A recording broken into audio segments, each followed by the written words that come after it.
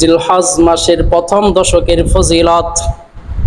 عن ابن عباس رضي الله تعالى عنه أنه قال قال رسول الله صلى الله عليه وسلم ما من أيام العمل الصالح فيها أحب إلى الله من هذه الأيام يعني أيام العشر قالوا يا رسول الله ولا الجهاد في سبيل الله قال ولا الجهاد في سبيل الله إلا رجل خرج بنفسه وماله فلم يرجع من ذلك بشيء। আব্দুল্লাহ ইবনে আব্বাস রাদিয়াল্লাহু তাআলা আনহু থেকে বর্ণিত, আল্লাহর রাসূল সাল্লাল্লাহু আলাইহি ওয়াসাল্লাম বলেন, মা মিন আইয়ামিন আল আমালুস সালিহু ফিহা আহাব্বু ইলাল্লাহি মিন হাদিহিল আইয়াম। অন্যান্য দিনের নেক আমলের চাইতে আল্লাহ পাক রব্বুল আলামিনের কাছে জিলহজ মাসের প্রথম দশকের নেক আমল অধিক প্রিয়। ক্বালু ইয়া রাসূলুল্লাহ, সাহাবায়ে কেরাম জিজ্ঞেস করলেন, ওগো আল্লাহর পয়গম্বর, ওয়ালাল জিহাদু ফি সাবিলিল্লাহ, প্রথম দশকের নেক আমলের গুরুত্ব কি জিহাদের চাইতেও বেশি নাকি? আল্লাহর রাসূল বললেন, হ্যাঁ, জিলহজ মাসের প্রথম দশকের নেক আমলের গুরুত্ব জিহাদের চাইতেও বেশি।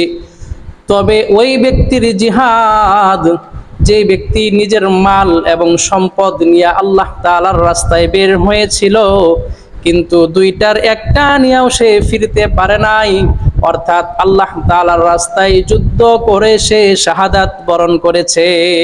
সুবহানাল্লাহ। এবার আসেন জিলহজ মাসের প্রথম দশকের তিনটা আমলের কথা আমরা হাদিস থেকে জানব। এক নম্বর আমল, আন্না রাসূলুল্লাহ সাল্লাল্লাহু আলাইহি ওয়াসাল্লাম কানা ইয়াসুমু তিসআম মিন যিলহিজ্জা। এক নম্বর আমল হলো আল্লাহর রাসূল সাল্লাল্লাহু আলাইহি ওয়াসাল্লাম জিলহজ মাসের প্রথম 9 দিন তিনি রোজা রাখতেন।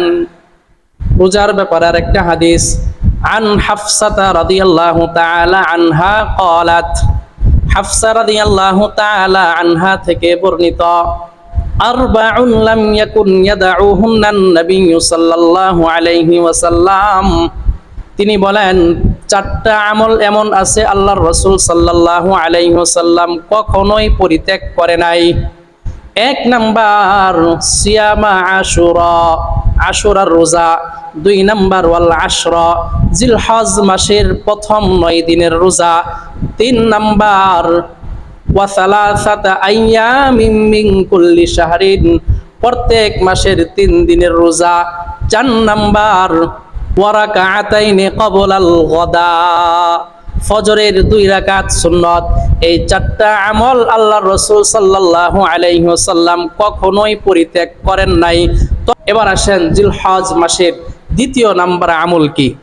আল্লাহর রাসূল সাল্লাল্লাহু আলাইহি ওয়াসাল্লাম বলেন, জিলহজ মাসের দ্বিতীয় নাম্বার আমল হলো, তোমরা যারা কুরবানি করার নিয়ত করবা, তোমাদের জন্য আমল হলো হাত এবং পায়ের নখগুলো, গুফগুলো, মাথার চুলগুলো জিলহজ মাসের চাঁদ ওঠার পরে আর তোমরা কাটবা না। তাহলে বোঝা গেল কাটবো কখন? জিলহজ মাসের চাঁদ ওঠার আগেই আমরা আমাদের হাত, পায়ের নখ, মাথার চুল এবং অবাঞ্ছিত পশমগুলো আমরা কেটে নিব। এরপরে জিলহজ মাসের 10 তারিখে কুরবানি করার পরে আমরা এইগুলো থেকে পরিষ্কার পরিচ্ছন্ন হয়ে যাব ইনশাআল্লাহ। এই হলো জিলহজ মাসের 2 নাম্বার আমল। জিলহজ মাসের 3 নাম্বার আমল, আন আবি কাতাদা রাদিয়াল্লাহু তাআলা আনহু আন্নাহু ক্বাল قال رسول الله صلى الله عليه وسلم صيام يوم عرفة إني أحتسب على الله أن يكفر السنة التي قبله والسنة التي بعده। আল্লাহ রাসূল সাল্লাল্লাহু আলাইহি ওয়াসাল্লাম বলেন, জিলহজ মাসের 9 তারিখ অর্থাৎ আরাফার দিনের রোজার ব্যাপারে আমি আল্লাহ রাব্বুল আলামিনের কাছে আশা রাখি, এই রোজার বিনিময়ে আল্লাহ পাক রব্বুল আলামিন পূর্ববর্তী এবং পরবর্তী বছরের গুনাহগুলো আল্লাহ তাআলা মুছে দিবেন। সুবহানাল্লাহ। এই হলো জিলহজ মাসের ফজিলত এবং জিলহজ মাসের 3টা আমল।